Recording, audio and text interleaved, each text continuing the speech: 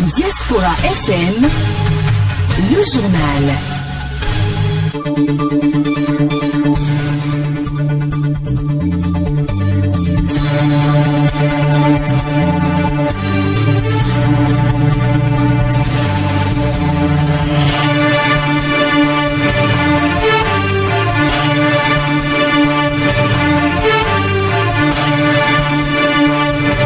Merci de nous rejoindre sur la 102.3 pour vous informer. Au sommaire de ce journal, au Bénin, le parti d'opposition, la démocrate, a formé un recours contre 2 décrets pris par le président Patrice Talon. Le décret visé concerne la création, la présidence d'un collège de ministres conseillers.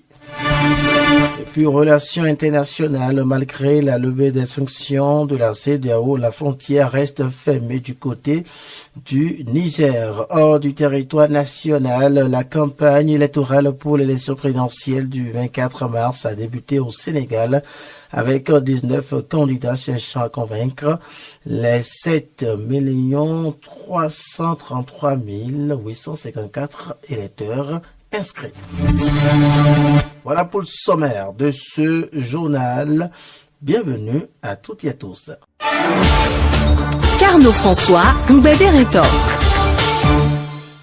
Démarrons cette édition par cette brève, la pilule de la création d'un collège de ministres conseillers à la présidence du Bénin et amère à avaler pour le parti Les Démocrates. Selon les informations, le parti présidé par l'ancien président Boliayi a saisi la Cour constitutionnelle d'un recours contre les 2 décrets pris par le chef de l'État relativement au collège de ministres conseillers à la présidence de la République. Il s'agit des décrets numéro 2024-006 du 9 janvier 2024 portant création, attribution, organisation et fonctionnement du collège des ministres conseillers à la présidence de la République et de numéro 2024-007 du 9 janvier 2024 portant définition des secteurs d'intervention des ministres conseillers à la présidence de la République. Nous allons y revenir dans nos prochaines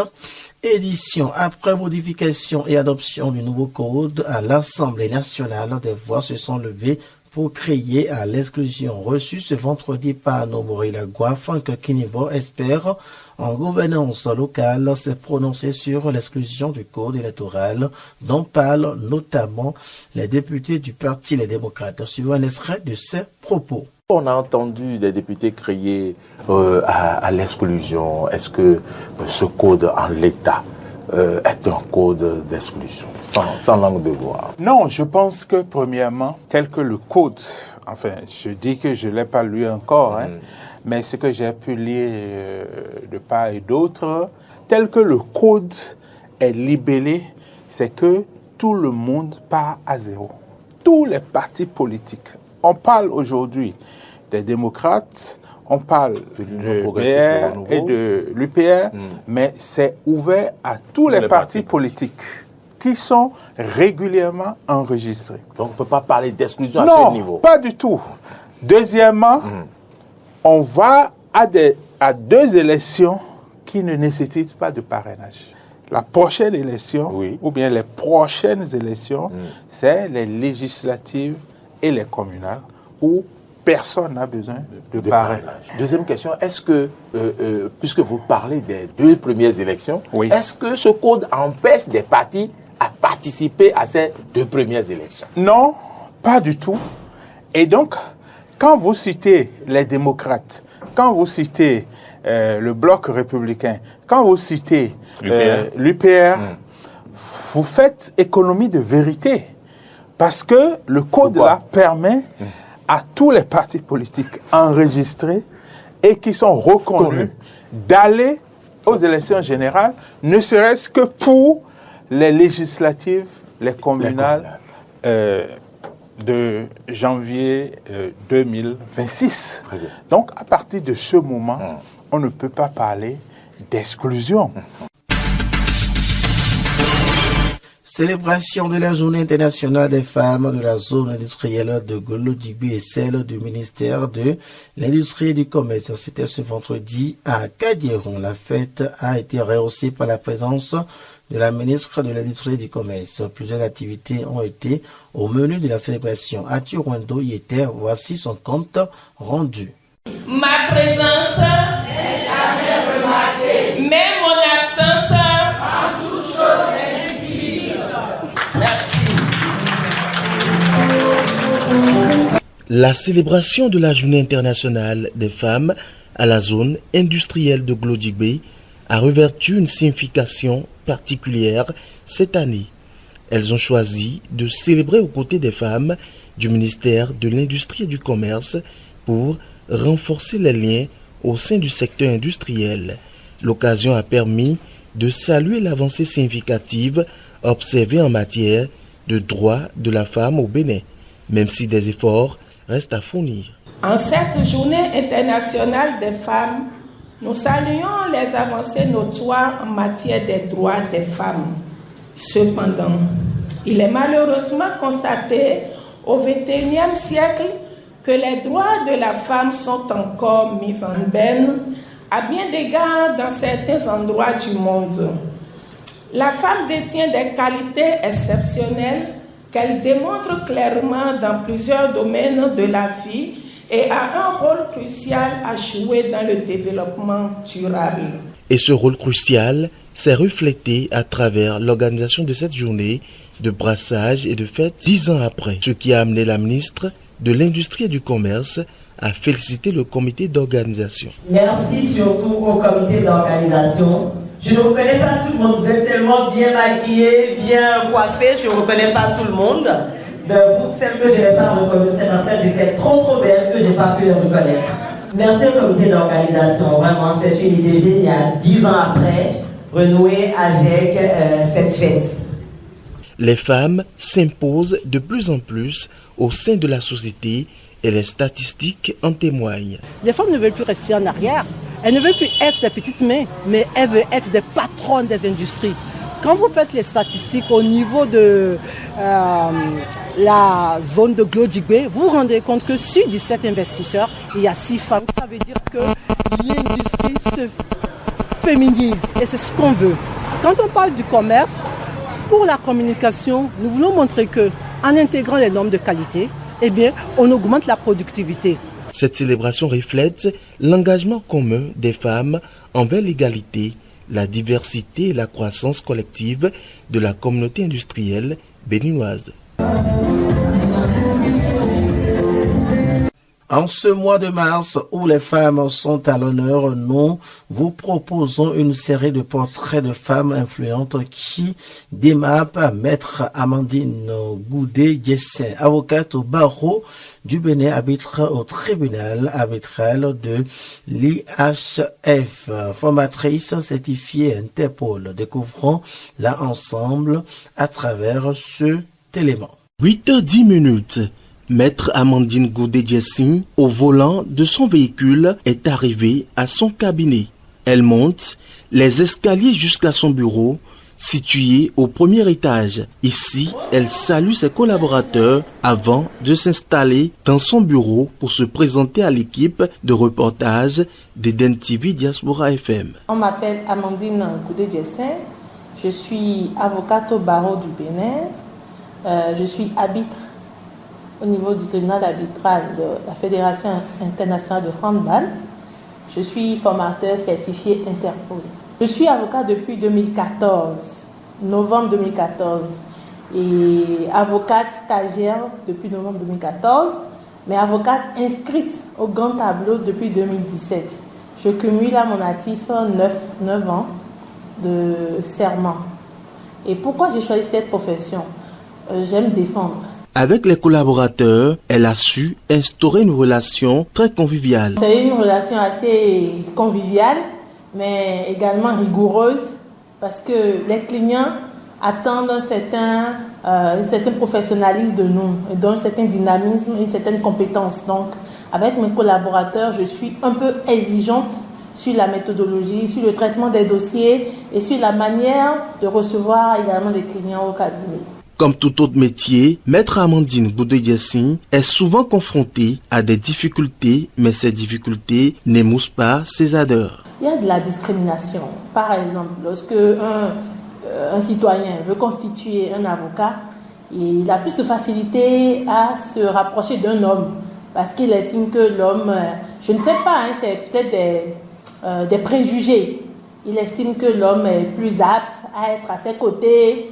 Et il estime que la femme n'a pas plus de temps parce qu'elle doit consacrer son temps au foyer, qu'elle a des enfants, mais oublie que cette dernière a prêté serment et parce qu'elle est disponible à pouvoir servir pour la justice, qu'elle est là. L'avocate pense que la femme béninoise devient de plus en plus compétente.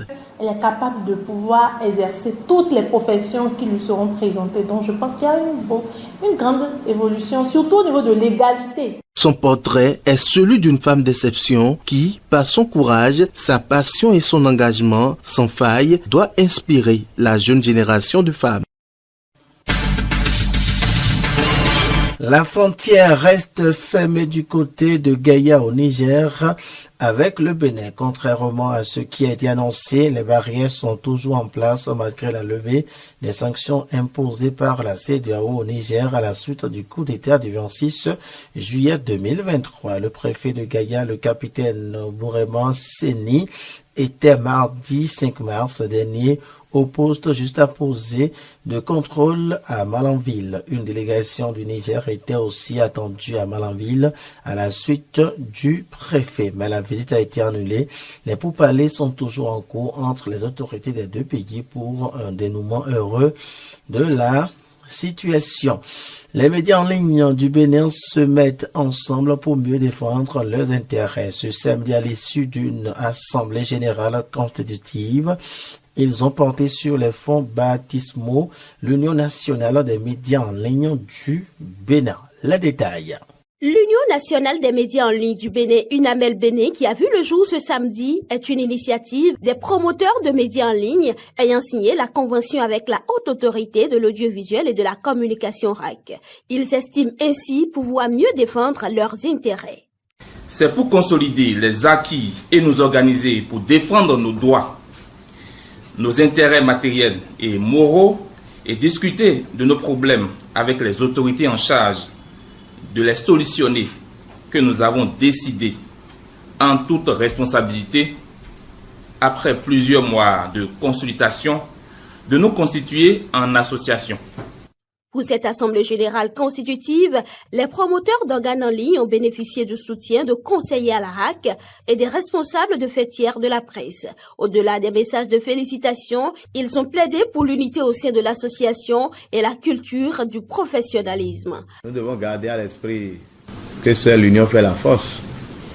Donc je voudrais vraiment plaider pour que le nouveau bureau puisse travailler à tendre la main à tous les autres médias en ligne officiels reconnus et au-delà de cette unité que je souhaite pour le monde des médias en ligne, que les employés au niveau de ces médias en ligne puissent se retrouver effectivement au sein de l'UPMB et que les promoteurs qui ne sont pas de la presse puissent se retrouver au sein du CNPA Bénin pour continuer à travailler, à renforcer ces acquis que nous avons. Il est donc important que l'équipe qui sera mise en place tout à l'heure à la suite de vos travaux puisse vraiment travailler à une meilleure organisation des médias en ligne parce qu'on en a beaucoup. Il est important également que vous puissiez travailler à amener le plus grand nombre d'acteurs de médias qui travaillent en ligne à se conformer aux dispositions réglementaires pour que ces médias dans lesquels ces acteurs officient puissent avoir l'autorisation nécessaire. Pour une presse plus forte, nous devons désormais parler d'une presse de qualité. Il suffit seulement que nous respections le code de déontologie, que nous respections les 26 articles de notre code, le code que nous-mêmes nous sommes fixés pour que nous ayons une presse digne. une presse de développement, une presse qui pourra rayonner davantage à l'extérieur. À l'issue des travaux de l'Assemblée générale, un bureau de 9 membres a été élu. Il est présidé par Barnabas Orukuma de Dabarou. Les nouvelles africaines et internationales. Après plusieurs jours de report, la présidentielle au Sénégal a été fixée au 24 mars 2024. La campagne électorale lancée pour ce scrutin se tourne autour du 19 candidats qui aspirent au fauteuil présidentiel de Macky Sall, qui n'est pas candidat à sa propre succession, avec une augmentation de plus de 300 000 électeurs par rapport à 2019. Cette élection revêt une importance pour l'avenir politique du Sénégal, qui traverse une crise politique qui tient en haleine toutes les communautés internationales. Au Soudan, l'armée rejette tout cessez-le-feu sans départ des FSR. Le commandant adjoint de l'armée, Yasser Al-Atta, s'est exprimé après un appel à cessez-le-feu du Conseil de sécurité des Nations Unies. L'armée venait de revendiquer des avancées et une partie de la capitale Arta, dont la déclaration a été publiée dimanche sur la chaîne Telegram officielle de l'armée, indique qu'il ne pouvait y avoir le cessez-le-feu pour le Ramadan que si les forces de soutien rapide respectent l'engagement pris en mai dernier lors des pourparlers de Jidda sous médiation saoudienne et américaine. Ainsi prend fin cette édition. Mesdames et messieurs, merci à chacun de vous de l'avoir suivi. Mise en onde, Gérard Ronsa, présentation, Carnot François, Rombederento.